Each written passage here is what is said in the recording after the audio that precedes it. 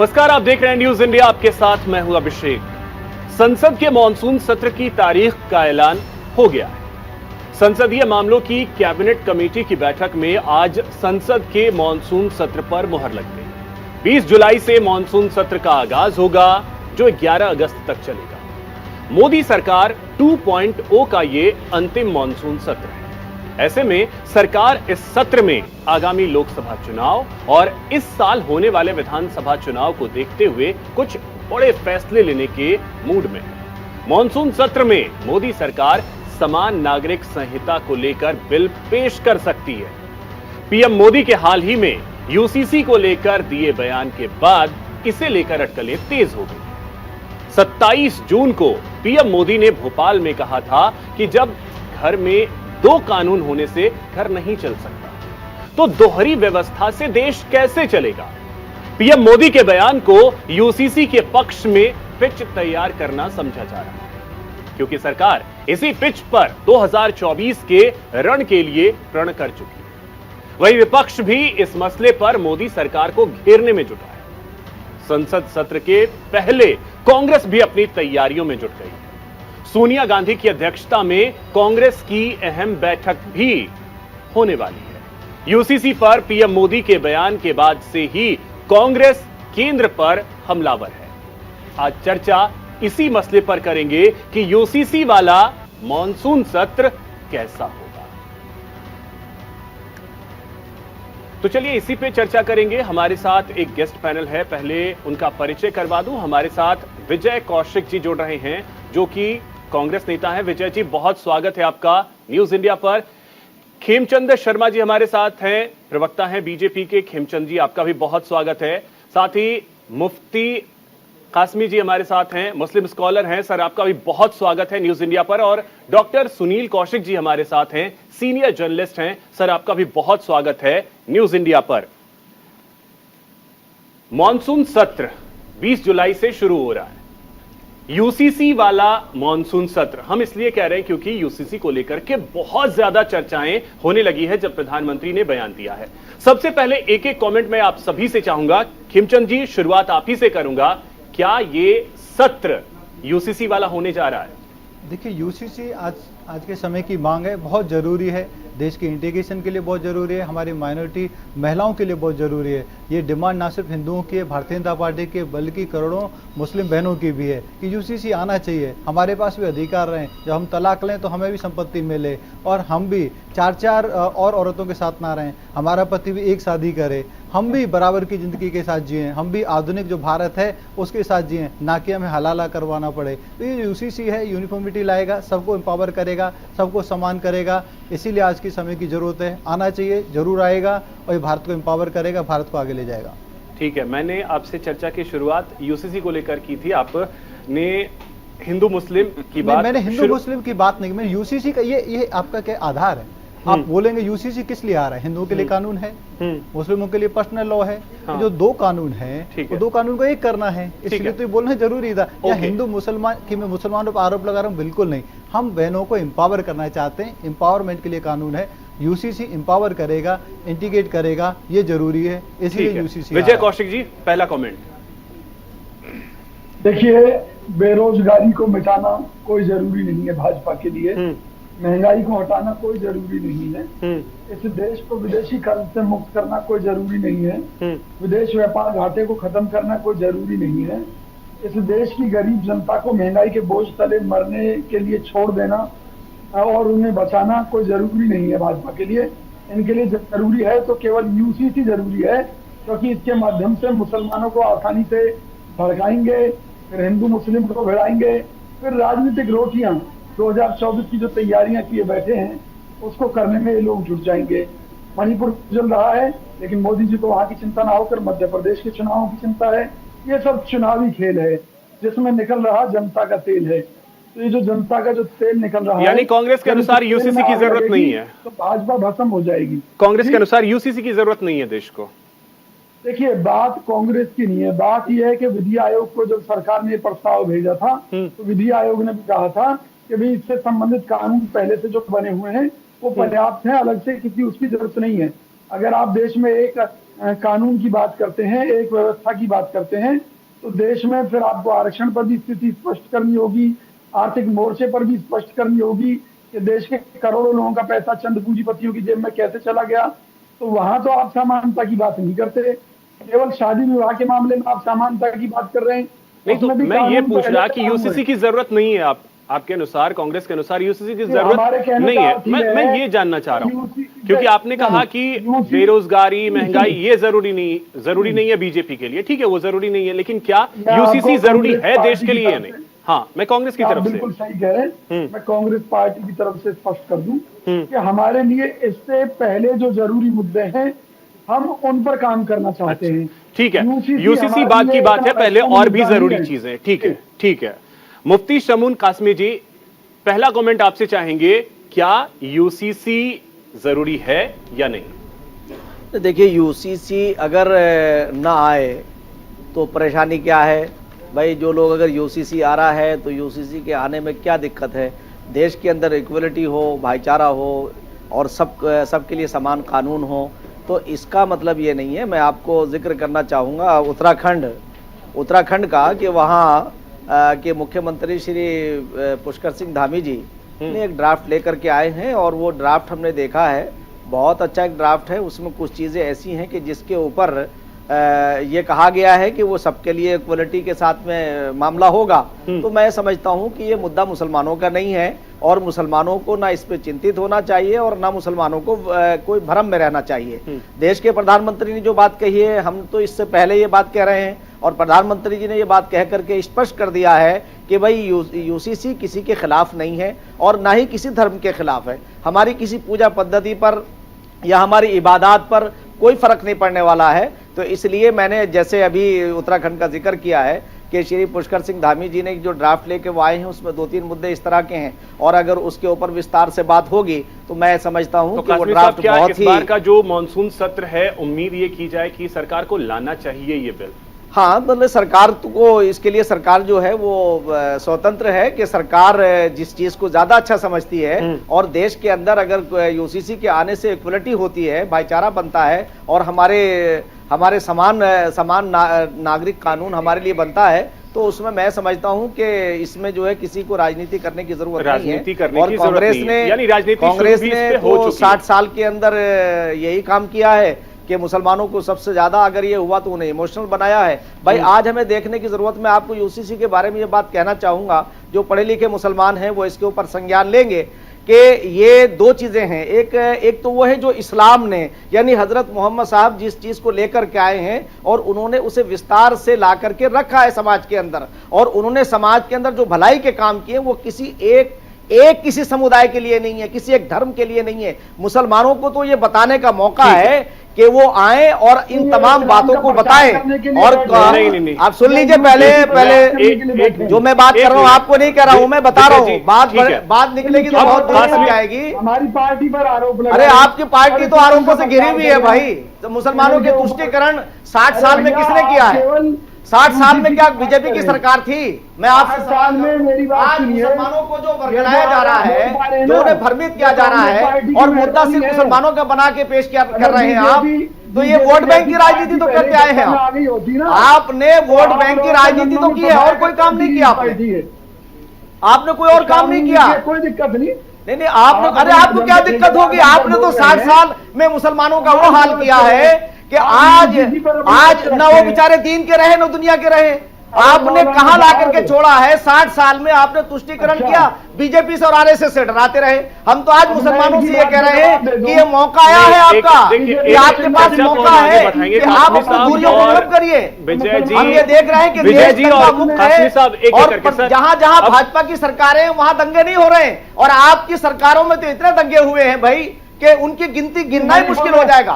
मणिपुर में जो है, ठीक है विजय जी और कासमी साहब, अब दोनों आप एक सेकंड के लिए, विजय जी और कासमी साहब एक सेकंड रुक जाइए सर प्लीज। सरपरस्ती में हुए हैं कासमी साहब, अब एक सेकंड। अब सुनील कौशिक जी, एक कमेंट में आपसे चाहूंगा, क्या इस बार का जो मानसून सत्र है, उम्मीद ये की जाए कि ये वाकई में यूसीसी वाला सत्र होगा? नहीं, बिल्कुल होगा। और यूसीसी के साथ एक और इसमें कानून आ रहा है, उस पर भी बहुत हंगामा होगा, देशद्रोह का कानून। तो पिछले माह सुप्रीम कोर्ट में ये केंद्र सरकार ने अनुमति मांगी थी और ये रिक्वेस्ट भी की थी कि हम मानसून सत्र में देशद्रोह वाला कानून भी बदलाव कर रहे हैं। 124A में बदलाव हुआ है और जो मई 2022 से सुप्रीम कोर्ट ने देशद्रोह को स्थगित रखा है, स्थगित कर रखा है इस कानून को, तो निश्चित तौर से इसमें भी बड़ा बहस का मुद्दा होगा कि बहुत सारे लोग चाहते हैं कि देशद्रोह कानून खत्म हो और ये देश आजाद होने से पहले का है और ये सब लोग मानते हैं कि आजादी को कुचलने के लिए ये अंग्रेजों का कानून था। लेकिन उसके बावजूद भी 10 सालों में यदि हम जिक्र करें 2010 से लेकर के 2020 में तो 11,000 लोगों के खिलाफ FIR हुई है, करीब 816 मुकदमे दर्ज हुए हैं। तो निश्चित तौर से इस पे भी मुझे लगता है बहुत हंगामा होगा, मणिपुर पे भी हंगामा होगा, इस पे भी होगा और एक सबसे अहम और आएगा जनसंख्या कानून। जनसंख्या कानून, इसमें ये बदलाव करने जा रही है सरकार के सारा कुछ ऑनलाइन, एक एक चीज ऑनलाइन दर्ज होगी। व्यक्ति कहां से किस स्थान से दर्ज कर रहा है आंकड़े, वो सारे कुछ ऑनलाइन चाहती है। 18 साल का स्वतः होते ही अपने आप वोटर ID बन जाएगी। तो ये भी बड़ा एक अहम है, जहां जाति जनगणना को लेकर के बहुत कई महीनों से आपने देखा होगा हंगामा चल रहा है और हंगामा के बाद ये कि रास्ता केंद्र सरकार निकाल के ला रही है कि अब कुछ में कुछ होगा ही नहीं, सारा कुछ ऑनलाइन होगा। कभी कभी क्या होता है कि पिछली बार भी यही होगा मनमोहन सिंह सरकार में कि जब जनगणना हुई थी और वो बाहर नहीं आ पाई, तब तक मोदी जी की सरकार आ गई थी आंकड़े के बाद। तो निश्चित तौर एक आरोप ये भी लग रहा है विपक्ष की तरफ से कि ये सिर्फ और सिर्फ तैयार किया जा रहा है, माहौल पिच तैयार करने की कोशिश है 2024 के लिए। नहीं तो और बिल्कुल अब सेक्रेटरी क्यों पिच तैयार नहीं होगी? राजनीतिक दल राजनीति करने के लिए आए हैं और सत्ता में आने के लिए कौन सा राजनीतिक दल है जो माहौल नहीं बनाएगा? कोई भी, या कांग्रेस होती तो सत्ता में आने के लिए क्या वो माहौल क्रिएट नहीं करती? ये तो राजनीतिक दल करेंगे ही इसमें। लेकिन मुझे लगता है सिविल सोसाइटी के लोगों को ये समझना चाहिए कि वास्तव में कानून जो आ रहा है वो ईमानदारी से क्या देश के हित में है कि नहीं है। आप दशकों से आप देखिए ना कि एक मुस्लिम पक्ष का व्यक्ति 4 शादी कर ले, कैसे कर सकता है बिना तलाक लिए हुए? यदि पति और पिता की मृत्यु हो जाए तो उसका जायदाद में हिस्सा बराबर क्यों नहीं होगा साहब? पुत्र के बराबर क्यों नहीं होगा?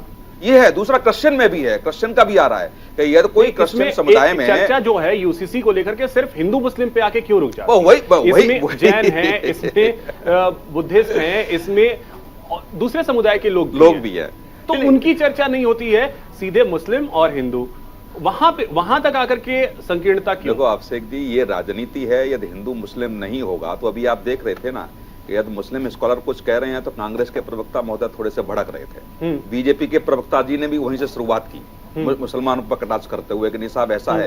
क्रिश्चियन में भी ऐसा है। यदि कोई क्रिश्चियन में किसी दूसरे धर्म की महिला से शादी करता है तो उनके बच्चों को जायदाद में हिस्सा नहीं मिलेगा। पूछा कि विपक्ष इसीलिए तो आरोप भी लगा रहा है कि हाँ, क्या सिर्फ और सिर्फ ये हिंदू मुस्लिम करने की एक कोशिश है? खेमचंद जी, क्या वाकई में सिर्फ इतनी भर की कोशिश है? बिल्कुल नहीं। हमारी कोशिश एम्पावरमेंट की है, हमारी कोशिश नेशनल इंटीग्रेशन की है, हमारी कोशिश सभी को साथ में लेके चलने की, हमारी कोशिश जो आज की जरूरत है उसके हिसाब से कानून बनाने की है। हम डिवाइड नहीं करते। हमारा जो लक्ष्य है सबका साथ, सबका विकास, सबका सहयोग और सबका विश्वास भी है और सबका सहयोग भी है। हम उसके आधार पर आगे बढ़ रहे हैं। मैं आपको कुछ आंकड़े गिनाना चाहता हूँ। जब हम 6 करोड़ 76 लाख लोगों को MSME में पिछले 5 साल में जॉब देते हैं तो हम कोई ये थोड़ी ढूंढते हैं कौन मुसलमान है, कौन हिंदू है, कौन सिख है, कौन क्रिश्चियन है। जब हम 3.5 करोड़ के आसपास घर देते हैं PM आवास योजना के तहत, तो हम ये कोई देखते हैं। और इवन आप देखोगे, आप सरप्राइज होंगे, मुसलमानों की जो एक ऑफिशियल परसेंटेज है उससे ज़्यादा, कई गुना ज़्यादा वहाँ पे हाउस मुसलमान भाई बहनों को मिल रहे हैं। आप देखेंगे 12 करोड़ लोगों को नल से पानी दिया गया है, तो उसमें हमने देखा थोड़ी है। यूसीसी को लेकर जब पूछा तो आपने सीधे 4 शादियां मुसलमान ये किया इस वजह से क्योंकि वहां पे सिख समुदाय के लोग भी हमारे देश में रहते हैं, बौद्ध धर्म के हमारे यहाँ भी रहते हैं, हमारे यहाँ जैन धर्म के लोग भी रहते हैं, उनकी चर्चा आपने नहीं। हमारे यहाँ पे जो क्रिश्चियन भी हमारे यहाँ पे जो हिंदू मैरिज एक्ट है, मेरी समझ के अनुसार हमारे सिख भाई बहनों पे भी वही लागू होता है, जैन पे वही। मैं एक बात कह रहा हूं और भी क्रिश्चियन की बात आपने नहीं की। ठीक है, क्रिश्चियन की बात नहीं की, अब आ गई वो चर्चा में। ये सबके लिए है, लेकिन हाँ जहाँ समस्या ज्यादा है, जहाँ एम्पावरमेंट की जरूरत है, जहाँ साहबानो जैसे केस को, जहाँ कोर्ट में एम्पावरमेंट किया जाता है, कोर्ट में उनको अधिकार दिया जाता है, लेकिन संसद में कांग्रेस अपीजमेंट की वजह से उसको बदल देती है। ऐसी स्थिति को चेंज करना बहुत जरूरी है। हिंदू में भी तो बदलाव हुए, ठीक है विजय जी, में भी बहुत सारी ऐसी चीजें जो कुरीतियां थी उनको हटाया गया, उनको रोका गया, उनको बैन किया गया, तो दूसरे समाज में भी होना जरूरी है। ठीक है विजय जी, अब एक चीज मैं आपसे समझना चाहूंगा, एक कानून होना चाहिए। एक चीज मैं आपसे समझना चाहूंगा कि देखिए, अगर आईपीसी पूरे देश के लिए एक है तो फिर सिविल में क्यों नहीं, उसमें दिक्कत क्या है? देखिए, हमें दिक्कत किसी भी मामले में केवल यही है कि सामने वाले की नीयत और नीति क्या है। इससे पहले मोदी जी ने एक बहुत बड़ा ड्रामा इस देश के अंदर किया था कि एक देश और एक टैक्स व्यवस्था। क्या टैक्स व्यवस्था को एक कर पाए? आज भी तमाम तरह के टैक्स जनता के ऊपर थोप रखे हैं। आज टैक्सों के कारण जनता त्राही त्राही कर रही है। जीएसटी में भी कई तरह के स्लैब इन्होंने बना रखे हैं। मैं ये कह रहा हूँ, बहुत से सेक्टर इन्होंने बर्बाद कर दिया अपनी नई टैक्स व्यवस्था से। ठीक इसी तरह यूसीसी है, इन्हें कोई देश से मतलब नहीं है। देखिए, मैं ये कहना चाहता हूँ कि इस मामले में ये केवल निश्चित तौर पर हिंदू मुस्लिम करेंगे। कांग्रेस पार्टी के लिए यूसीसी प्राथमिकता नहीं है, क्योंकि हमारे लिए प्राथमिकता ये है एक चीज, घर में अगर चार समस्या है, घर में चार समस्या अगर है, तो हम ये थोड़े ही देखेंगे कि ये समस्या का निदान हो, ये समस्या का निदान हो, ये जो समस्या है सबका निदान करेंगे। तो सरकार उसी दिशा में बढ़ रही है कि सबका। तो ऐसा थोड़े ही है कि आपको ये मंशा समझनी होगी इनकी कि गोली मारो। किसको, किस समुदाय के लिए कहा गया? किस समुदाय के लिए कहा गया कि बुरके में ही आतंकवादी होते हैं? किस समुदाय के लिए कहा गया कि इन्हीं में ही आतंकवादी होते हैं और किसी में नहीं होते? हिंदू आतंकवाद किसने प्रारंभ किया? हिंदू आतंकवाद किसने प्रारंभ किया? भगवान राम के अस्तित्व को किसने नकारा? आप लोग डिवीजन फैलाते हो, हम लोग नहीं। सुनिए ना, हम केवल इतना कह रहे हैं कि भाई सभी समुदायों से कांग्रेस पार्टी ये आग्रह करती है कि यूसीसी बिल को लेकर सरकार जो बदलाव करना चाहती है करे। हमें कोई ऐतराज नहीं है अगर देश समाज के किसी तो कांग्रेस स्वागत करेगी, कोई भी ऐतराज, कांग्रेस स्वागत करेगी और कांग्रेस संसद में समर्थन करेगी, संसद में समर्थन करेगी। जब कांग्रेस पार्टी देश की सत्ता में आएगी तो अगर इन फेरबदल को लेकर जनता को कोई शिकायत है तो हम उनकी समीक्षा कराएंगे। सर, वो तो 24 के बाद की बात है ना। 24 में वो स्थिति क्लियर होगी कि कांग्रेस आएगी या बीजेपी। हाँ, लेकिन मैं आज की परिस्थिति, जो ये मानसून सत्र आ रहा है, उस दौरान की बात कर रहा हूँ। हमने ये कहा कि इस मुद्दे पर जनता तय करेगी। समाज के जितने भी वर्ग है, अगर कोई उन्हें परेशानी होगी तो कांग्रेस उनकी आवाज उठाएगी। अगर मुसलमानों को कोई परेशानी तो लोग तो को कोई परेशानी नहीं है, जैनियों को कोई परेशानी नहीं है, क्योंकि रीजन ये है कोई ड्राफ्ट तो अभी आया नहीं। अभी तो जो उत्तराखंड का ड्राफ्ट है, कासमी साहब ने उस पर बोला कि बहुत अच्छा ड्राफ्ट तैयार किया गया है। उत्तराखंड के ड्राफ्ट की उन्होंने चर्चा की। देश में अभी वही एक ड्राफ्ट है। मौलाना जी मुस्लिमों के ठेकेदार नहीं है कि उन अकेले ने पढ़ लिया तो पूरे। आप ठेकेदार हैं? आप ठेकेदार हैं किसी समाज के? मैं ये कहना चाह रहा हूँ, तो मतलब कासमी साहब की बात कोई मायने नहीं रखते। कासमी साहब जो कह रहे हैं उसका कोई महत्व नहीं। अभिषेक जी, मैं एक बात ये बताऊं कि पहले तो ये आपको ये कहना चाहिए, आपको ये कहना चाहिए कि लॉ कमीशन ने अभी एक ड्राफ्ट के आपसे मशवरे मांगे। नहीं, आप, मैं आपको ये पेशगी बताना चाहता हूं कि देश के अंदर जो प्रधानमंत्री हैं वो किसी एक परिवार से नहीं आया है। वो तो बड़े गरीब घर से नीचे से निकल के आया। सबका ख्याल रखेंगे वो। देखिए, कोई ऐतराज नहीं है। कांग्रेस पार्टी ये देखेगी। नहीं, आप, अरे आपने ठेकेदारी प्रथा तो आपने की, मैं तो उतना कह रहा हूँ, ठेकेदारी प्रथा तो आपने की ना कि मुसलमानों को डराया और उन्हें वोट बैंक बना के खूब डराया, और अब भी वही काम कर रहे हैं आप तो अब भी वही काम कर रहे हैं भाई। और आप कह रहे हैं कि नहीं, अरे महाराज, अब भी वही काम कर रहे हो। कानून आया नहीं है, लेकिन सिविल में क्या क्या चीजें होंगी ये तो सबको पता है। सिविल में क्या क्या चीजें होंगी ये तो सबको पता है। कानून आया नहीं है, उसके बिल अभी तैयार हुए नहीं, ड्राफ्ट तैयार नहीं हुआ, ये बात सही है।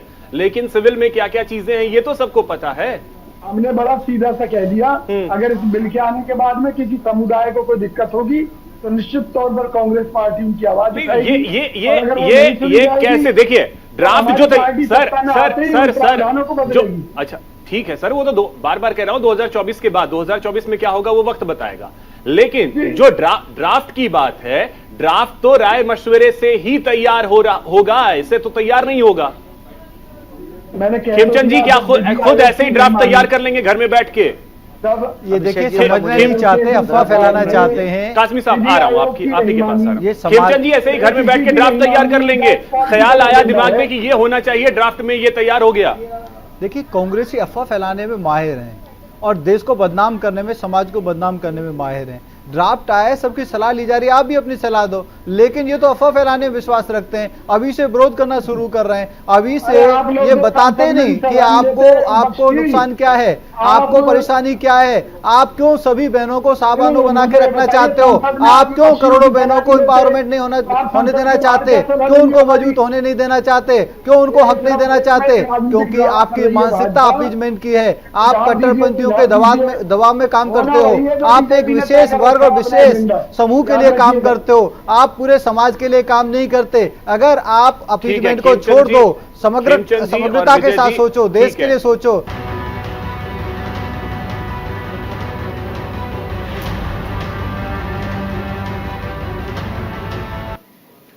ब्रेक के बाद एक बार फिर से आप सभी का स्वागत है। आज हम चर्चा कर रहे हैं संसद के मॉनसून सत्र की।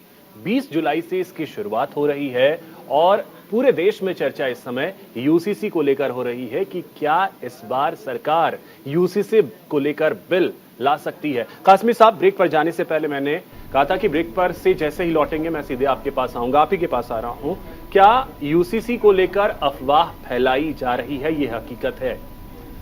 हाँ अभिषेक जी, जरा मैं बहुत शुक्रिया आपका, और मैं ये कहना चाहूँगा कि यूसीसी के ऊपर जब से डिबेट शुरू हुई है और अमेरिका से लौटने के बाद हमारे प्रधानमंत्री श्री नरेंद्र मोदी जी ने एक वक्तव्य दिया और बड़े विस्तार से बात की और बताने का प्रयास किया मध्य प्रदेश भोपाल से कि भाई यूसीसी जो है किसी के खिलाफ नहीं है, बल्कि यूसीसी इक्वलिटी के लिए और एकता के लिए, और मैं समझता हूं कि उसे अगर जोड़े तो राष्ट्रीय एकता और अखंडता के लिए भी ज़रूरी है।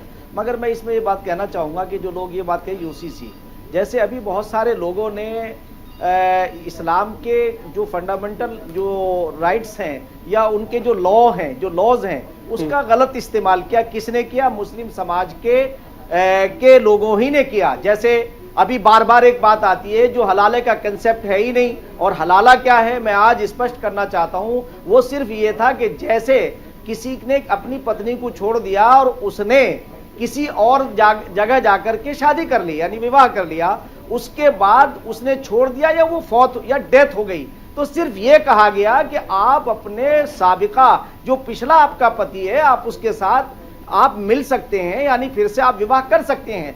अब इन्होंने इससे एक रास्ता निकाला, किन्होंने? जो समाज के अंदर कुरीतियां पैदा करते हैं। ऐसे ही 3 तलाक नहीं थी, एक साथ 3 तलाक देने का कोई इस्लाम का कंसेप्ट नहीं था। वो मुस्लिम समाज के कुछ लोगों ने उस कुरीतियां पैदा की।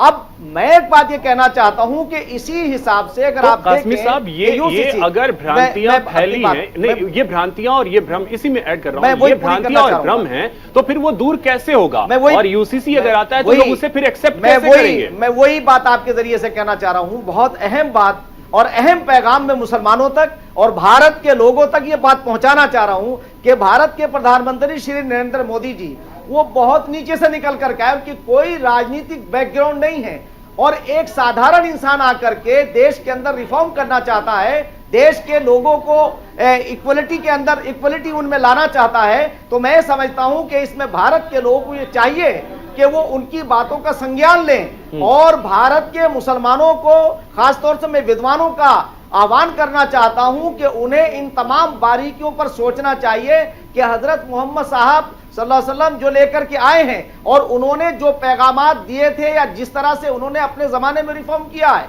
अगर आज मैं समझता हूं कोई कुरीति पैदा हो गई है और वो कुरीतियां इस तरह की है, अगर कोई उसे सरकार दूर करती है तो आपको पहले तो ये चाहिए था कि अपने समाज से निकालते, अपने समाज के अंदर वो आनी नहीं चाहिए थी।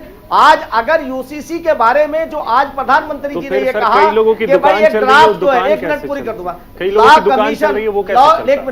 कमीशन ने ये कहा कि भाई अपने सुझाव दीजिए। मैं समझता हूं कि देश का प्रधानमंत्री बहुत दूरंदेश है, देश की सरकार बहुत संवेदनशील है, और वो ऐसा कानून आएगा जो सिखों को, जैनियों को, पारसियों सबको लेकर, क्योंकि राय मांगी जा रही है तो कुछ सोच करके ही राय मांगी जा रही है। और सुनील जी रह गई एक बात और कह दूं जो बहु शादियों की बात करते हैं, भाई शादी वो जो concept 4 भी की नहीं पता है। परमिशन थी, ये थोड़ी है कि आप उसमें, वो तो कंडीशन है। बिल्कुल, और वो ये सारी concept चीजों भी पे लोगों को नहीं पता इसीलिए है। मैंने पुष्कर सिंह धामी जी का जो जिक्र किया इसलिए किया कि उन्होंने वहां काम किया। मैं अभी होकर के आया, मैं उत्तराखंड राज्य से, तो मैं ये देख रहा हूं कि जो ड्राफ्ट है तो उस पर आप गौर करिए। इसी तरह से लॉ कमीशन के अंदर जाइए, अपने सुझाव तो दीजिए, और बजाय इसके कि आप फिर से जो कांग्रेस ने 60 साल के अंदर किया, आपको वोट बैंक बना के रखा, भारतीय जनता पार्टी से उस वक्त की आरएसएस से डरा के रखा। तो मुसलमानों को में यह मौका है कि आप इनके बारे में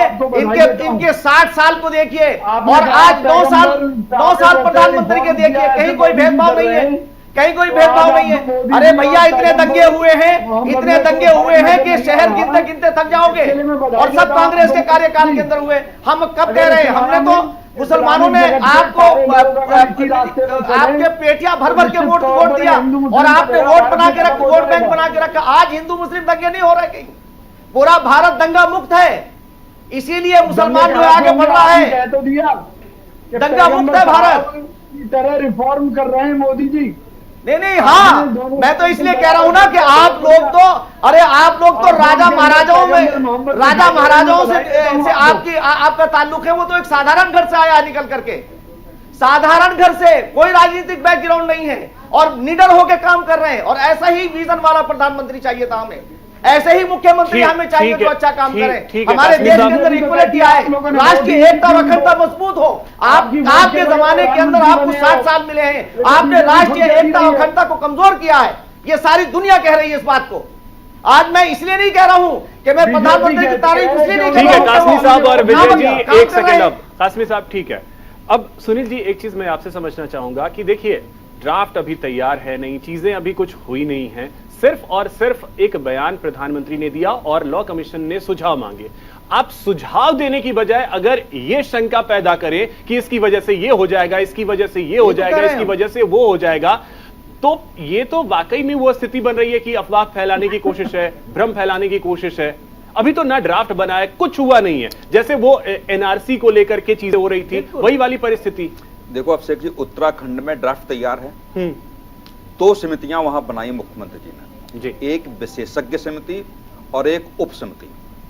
विशेषज्ञ समिति ने 63 मीटिंग्स की और लोगों से मुलाकात करके राय मांगी। उप समिति ने 143 मीटिंग्स की और दोनों समितियों ने मिलाकर के 20,000 लोगों से लिखित में राय मांगी। क्या हो सकता है इसमें? ऑनलाइन लिखित में राय देने वाले उत्तराखंड में 2,31,000 लोग हैं। कम है क्या? बिल्कुल नहीं। अब इसमें भी ये आरोप लगे, जिन पार्टियों को आपत्ति थी या है, या जिन संगठनों को आपत्ति है, क्या वो संगठन उसमें सहभागिता नहीं निभा सकते थे क्या? बिल्कुल। क्या नोटिफिकेशन अखबारों के माध्यम से, न्यूज के माध्यम से नहीं दिया क्या सरकार ने? क्या ऐसा लगा था कि सेना लगा दी गई या पुलिस लगा दी गई कि सब विशेष समुदाय के लोग या विशेष पार्टी के कार्यकर्ता इसमें नहीं आ सकते? या उनको इंटरनेट के माध्यम से जो राय मांगी 2,31,000 लोगों ने दी, उन पे क्या ब्लॉक कर दिया गया क्या उनको? ये जब सब कुछ आपको जो कहना है तो चैनल्स पे कहिए, मीटिंग्स में कहने के अलावा जो प्लेटफॉर्म सरकार उस समय उपलब्ध कराती है, उस समय आप क्यों नहीं कहते? यदि आपको कोई आपत्ति है, जैसे कांग्रेस और तमाम राजनीतिक दलों को आपत्ति है, तो बताएं ना कि इस जगह आपत्ति है, इस टॉपिक पे आपत्ति है, और एक लंबी लाइन खींचने का प्रयास करें। वो केंद्र सरकार से ये कहे 4 बातें और जोड़ लीजिए, ये 4 बातें आप बदलाव चाह रहे हो, 4 बातें और हम अपनी नजर से देख रहे हैं। यदि इस समय जल्दी में ये भी पूरी हो जाए तो और अच्छी बात है। अब विरोध करने के अलावा 4 सुझाव दीजिए ना आप अच्छे से। तो मुझे लगता है कि वास्तव में आप देश के हित की बात कर रहे हैं। जिन कुरीतियों को लेकर के बात हो रही है, 4 समस्याएं हैं, पूरा देश जानता है, उस समुदाय के लोग भी जानते हैं कि निश्चित तौर से उनके साथ ठीक नहीं हुआ, समानता का व्यवहार नहीं हुआ है, महिलाओं के साथ नहीं हुआ। गोवा में आप देखिए 2 बार शादी हो सकती है, तो क्या उसमें हिंदू नहीं आएंगे क्या? बिल्कुल। लेकिन निश्चित तौर से आप ईमानदारी से राजनीति करेंगे, कौशिक साहब बैठे हुए हैं, तमाम कांग्रेस के बहुत सारे लोग हैं, क्या वो राय सरकार को नहीं दे सकते? अभी केंद्र सरकार के लॉ कमीशन ने नोटिफिकेशन जारी किया और राय मांगी है, आप राय दीजिए ना रिटर्न में, उसके स्क्रीनशॉट भी रखिए आप। या तो ये कहता है कानून मंत्रालय या लॉ कमीशन का, साहब हमको राय नहीं दिया, आप स्क्रीनशॉट रखिए ना लेकर के, घर में बैठे अपने कार्यकर्ताओं से आह्वान कीजिए, अपने नेताओं से बोलिए कि जाकर के लॉ कमीशन ने नोटिफिकेशन करके विचार मांगे। दीजिए, आप हर गली मोहल्ले से आप राय दीजिए। निश्चित तौर से मुझे लगता है कि सरकार कुछ गलत करना चाहती है तो सरकार की आंखें खुलेगी, सरकार की आंखें खुलनी चाहिए। अच्छा विजय जी, एक चीज है, क्या महंगाई और यूसीसी दोनों अलग अलग मुद्दे हैं या नहीं है? महंगाई पे आप बात कीजिए, महंगाई पे आप सड़क पे उतरिए, स्वागत है आपका। महंगाई को लेकर के, बेरोजगारी को लेकर के मुद्दा उठाइए, उसमें कहां आपको कौन रोक रहा है? किसी ने रोका? किसी ने रोका है? भाई, इस सच्चाई को आपको समझना पड़ेगा। हमने भारतीय जनता पार्टी की सरकार को जब भी कोई सुझाव देने की कोशिश की, कोई अपनी बात रखने की कोशिश की, कोई विरोध किया हमने किसी बात का, हमारी कोई बात नहीं सुनी गई। चाहे वो राफेल का मुद्दा रहा हो, चाहे वो मतलब किसी भी तरह का, कृषि बिलों का ही मुद्दा आप देख लीजिए, माननीय मोदी जी ने किसी की नहीं मानी। और बाद में जब इन्हें लगा कि भाई इनकी सरकार सत्ता से चली जाएगी तो उसको बचाने के लिए बिल वापस लिया ना, प्रकट हुए, बिल वापस लिए, मैं समझा नहीं पाया ना। किसानों का बिल वापस लिया या नहीं लिया? मेरी बात सुनिए ना, उससे पहले 1000 से ज्यादा किसानों की बलि लेने के बाद में अगर मोदी जी अचानक से अवतरित होकर कहते हैं मैं कृषि बिल वापस ले रहा हूँ, ये उनकी तानाशाही को दर्शाता है। वो उनकी कोई महानता को नहीं दर्शा रहा। आज मान लीजिए काजमी जी को उनके अंदर मोहम्मद साहब के दर्शन हो रहे हैं, मोहम्मद साहब की तरह इनको मोदी जी रिफॉर्म करने वाले नेता दिखाई दे रहे हैं। मैं बधाई देता हूँ, हमें कोई ऐतराज नहीं है। हम ये कह रहे हैं कि भैया जो तुम्हें यूजीसी लाना है, सीए लाना है, जो लाना है, जो लाना ले आइए, लेकिन इससे पहले इस देश की जनता को महंगाई से राहत देने की बात कीजिए, बेरोजगारी से छुटकारा दिलाने की बात कीजिए, क्योंकि खुद देश की सरकार मानती है कि 80 करोड़ लोग सरकार के 5 किलो गेहूं पर। विजय साहब, मैंने इसीलिए पूछा था कि घर में अगर 4 समस्याएं हो तो उसमें हम नंबर डिसाइड नहीं करते कि 1 नंबर, 2 नंबर, 3 नंबर, कौन सी प्रायोरिटी। जो समस्या सामने दिख रही है उसका समाधान होगा, सभी समस्याओं का समाधान होना चाहिए। ठीक है खेमचंद जी, मणिपुर सबसे बड़ी प्रायोरिटी है। बिल्कुल, तो मणिपुर को लेकर के कल न्यूज इंडिया ने बात की, उस पर हमने डिबेट किया, उस पर चर्चा की, उसको लेकर के बीजेपी से सवाल पूछे। खेमचंद जी, ठीक है, विजय जी, ठीक है, खेमचंद जी, अब ये देखिए, विजय जी ये कह रहे हैं कि ठीक है, आप ये तो कह रहे हैं कि सुझाव दीजिए। सुझाव जब दिया जाता है तो आप तो सुनते ही नहीं है किसी की। ये सुझाव देते ही नहीं है, ये रोकते हैं, ये लटकाते भटकाते हैं। अभी भी क्या कह रहे हैं, पहले सब महंगाई पे काम करो, बेरोजगारी पे काम करो। आपने 60 साल में क्या किया? मणिपुर चल रहा है, मणिपुर सुन लो कौशिक साहब, सुन लो, आपको सुना है, पूरा सुना है, चर्चा होनी चाहिए, सुझाव होने चाहिए। सुन लो, अब अभद्रता होगी। आप लटकाने भटकाने की बात करते हो। आपने 60 साल में क्या किया?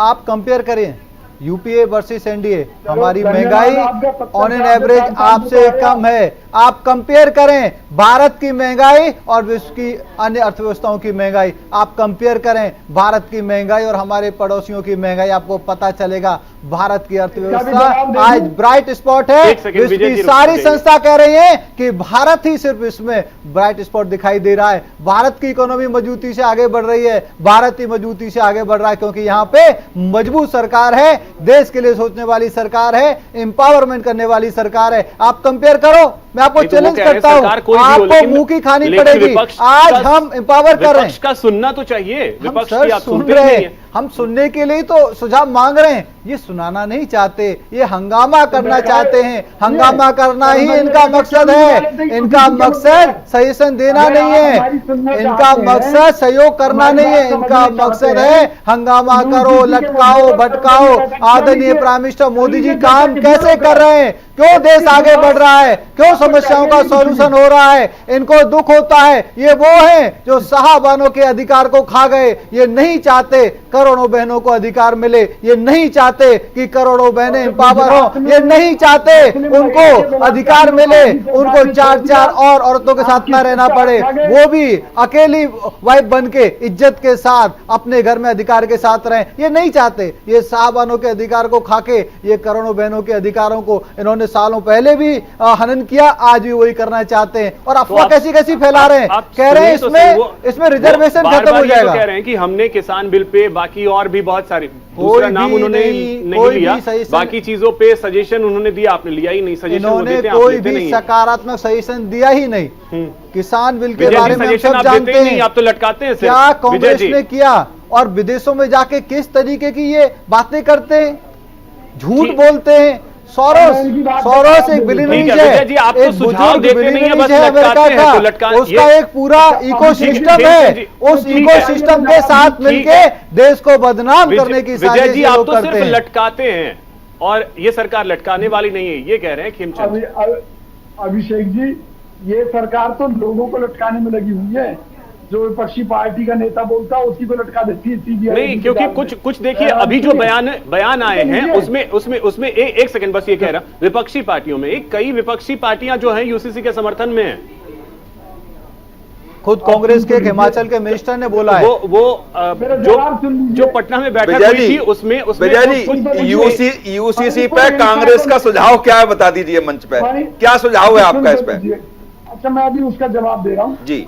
मणिपुर हिंसा को लेकर कल, अरे यूसीसी पे बात चल रही है अभी, मणिपुर पे तो कल भी बात हुई, पिछली बार हफ्ते से बात हो रही है। मैं ये कह रहा हूँ कौशिक साहब, अरे सुन लीजिए, मैं ये पूछ रहा हूँ, अरे सुनिए तो सही, यूसीसी पर आपकी राय क्या है, कांग्रेस की राय क्या है? आ रहा हूँ काश्मीर साहब। भाई, जो देश की राय है वो हमारी राय है। क्या राय है आपकी? राय क्या है? कांग्रेस की राय क्या है? आप कह रहे हैं केंद्र सरकार सुनती नहीं है। ये मंच न्यूज इंडिया का आपको सरकार तक बात पहुंचाएगा। आप बताइए कांग्रेस की क्या राय है इस इश्यू पे? नहीं, चलो सरकार मान लेगी हमारी बात। अरे राय तो दीजिए। नहीं, सुन तो लीजिए जी। फिर पहले हम दूसरे मुद्दे से ट्राई करते हैं ना, यूसीसी पे। अरे दूसरे मुद्दे पर चर्चा यूसीसी पे चल रही है।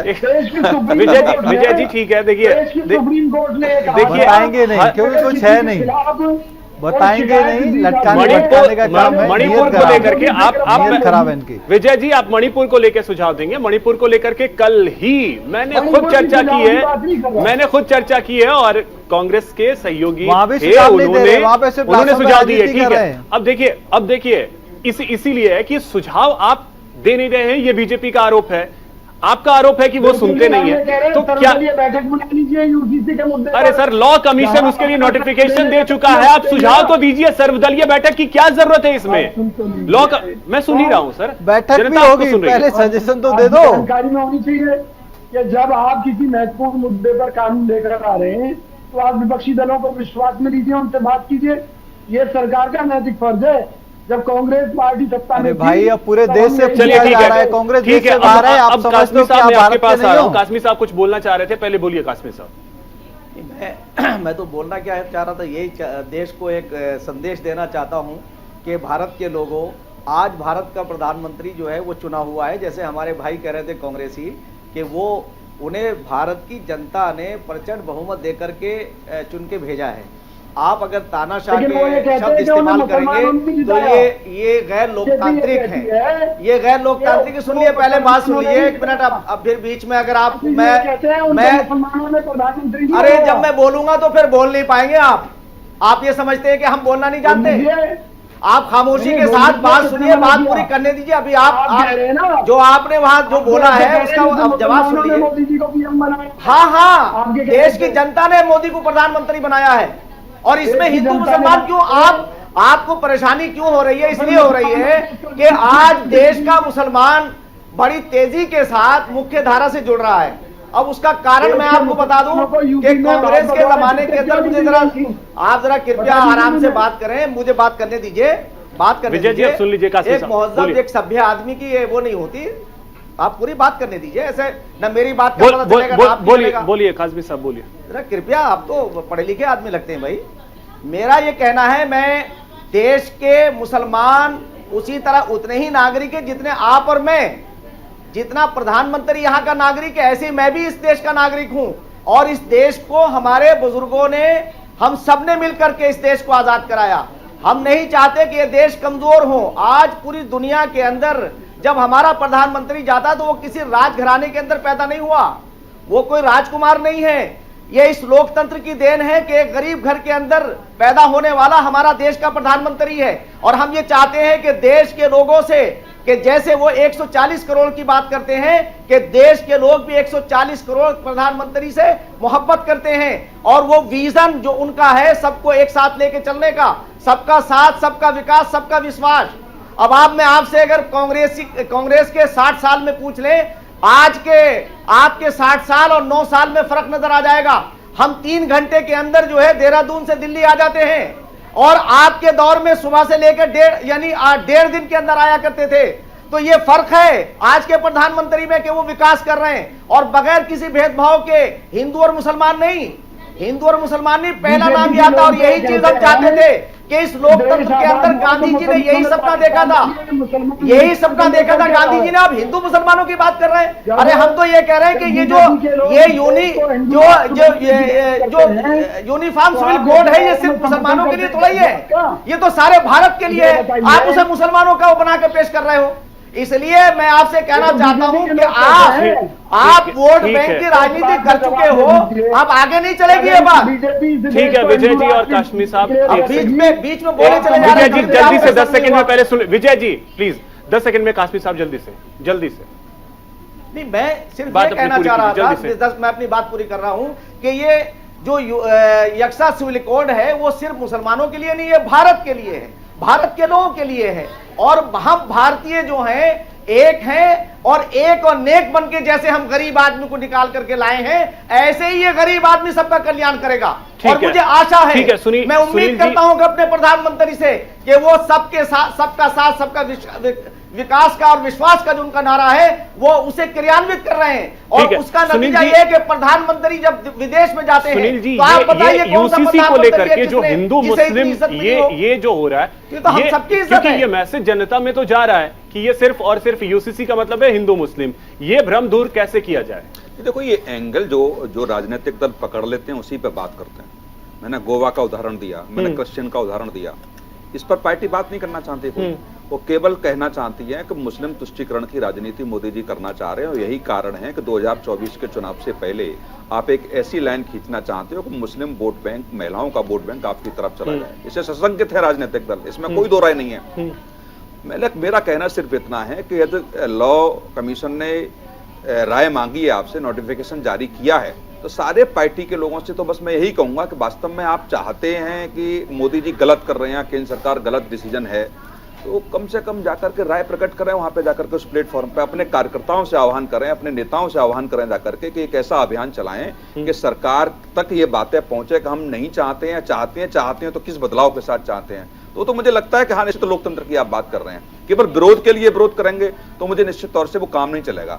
आप देखिए आधार कार्ड जब लिंक जोड़ने का काम कांग्रेस सरकार लाई थी, बीजेपी ने विरोध किया, बीजेपी बाद में उसी को लेकर के आई।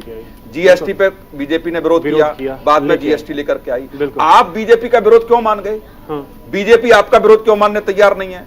इसलिए मानने तैयार नहीं है बीजेपी कि आप सब लोग बिखरे हुए हो। यूसीसी पे आप देखो, अभी बहुत दिन नहीं हुए हैं बिहार में मीटिंग हुए, लेकिन उसके बाद आप जैसे ही निकलते हो, कुछ राजनीतिक दल कहते हैं कि ठीक है हम यूसीसी पे विचार करेंगे। शिवसेना जैसा दल, आपने शरद पवार को भी सुन लिया, आपने अरविंद केजरीवाल को भी सुन लिया, तो निश्चित तौर से कोई एक ऐसी चीज तो आप बीच का निकाल के दिखाइए ना। एनडीए ने उस समय जब विरोध आपका किया था, यूपीए की सरकार थी, एनडीए का एक दल बीजेपी के साथ था, इसलिए आप संसद में वो पास नहीं करा पाए। तो वही चीजें आपको रखनी पड़ेगी, केवल चिल्लाने से काम नहीं होगा। निश्चित तौर से आप लोकतंत्र की भलाई चाहते हैं तो बहुत सारे ऐसे प्लेटफॉर्म हैं जहां अपनी बात कह सकते हैं। ठीक है, अब खेमचंद जी यही चीज है जो हिंदू मुस्लिम हो रहा है, इसको कैसे आप पाटेंगे? क्योंकि ये सिर्फ हिंदू मुस्लिम की बात नहीं है, ये हर एक भारतीय नागरिक, वो चाहे किसी भी धर्म का हो, उसके लिए वो कैसे आप मैसेज दे पाएंगे? देखिए, आदरणीय प्राइम मिनिस्टर मोदी जी ने बोला, हमारे पार्टी का हर नेता और कार्यकर्ता यही कह रहा है, और हम लोग जन जन के बीच में जाएंगे। पार्टी भी इस पर एक पूरा प्लान बनाने वाली है कि ये हिंदू मुसलमान की बात नहीं, एम्पावरमेंट की बात है, एकता की बात है। और एकता और एम्पावरमेंट के लिए जो नया कानून बनना चाहिए, जरूर बनना चाहिए। अलग अलग कानून में, जो पर्सनल कानून में जो कुरीतियां हैं, उनको दूर करना बहुत जरूरी है। आज के समय की मांग है, और आज के समय में 50% जो पॉपुलेशन है उसको बराबरी का अधिकार देना, ये हमारी ड्यूटी बनती है, और उसको अधिकार हम देते रहेंगे। विजय जी, यूसीसी को लेकर के जो भ्रांतियां हैं, कम से कम उसको तो दूर किया जाना चाहिए, और उसमें कांग्रेस भी शायद आगे आएगी। अभिषेक भाई, कांग्रेस पार्टी मानती है, क्योंकि इस कानून के माध्यम से केवल जातिगत मुद्दों से ही छेड़खानी होनी है, उसी का ही एक ड्राफ्ट तैयार होना है। तो इसमें जो विभिन्न जाति के लोग हैं, पहले वो अपनी राय रखें, और फिर उसके बाद जब सरकार लॉ कमीशन के पास जो चीजें आएंगी ड्राफ्ट के हिसाब से कांग्रेस आगे बढ़ेगी। ठीक है, काज़मी साहब, एक कमेंट आखिर में मैं आपसे चाहूंगा, क्या ये जो हिंदू मुस्लिम हो रहा है ये खत्म हो जाना चाहिए और यूसीसी का स्वागत पूरे देश को करना चाहिए? क्या ये परिस्थिति होनी चाहिए देश में? नहीं, बिल्कुल अभिषेक जी, जैसे लॉ कमीशन ने सुझाव मांगे हैं, तो मुसलमानों के विद्वानों को और जो भी सर्वधर्म से जो ताल्लुक़ रखने वाले लोग हैं उन्हें अपने सुझाव जाके देने चाहिए। और मैं आश्वस्त हूं कि देश का प्रधानमंत्री श्री नरेंद्र मोदी वो ऐसा या सरकार ऐसा बिल लाएगी जो सबके लिए कल्याणकारी होगा और सबके लिए स्वीकार्य होगा। बिल्कुल, यानी कि एक देश एक विधान होना चाहिए और अगर यूसीसी आता है तो वो देश के हित में होगा, ऐसा चर्चा में निकल करके आ रहा है। फिलहाल आप सभी मेहमानों का बहुत शुक्रिया हमारे साथ जुड़ने के लिए और इस चर्चा में शामिल होने के लिए। तो ये मॉनसून सत्र क्या यूसीसी वाला होगा, इसका इंतजार कीजिए, क्योंकि 20 जुलाई से सत्र शुरू हो रहा है। नमस्कार।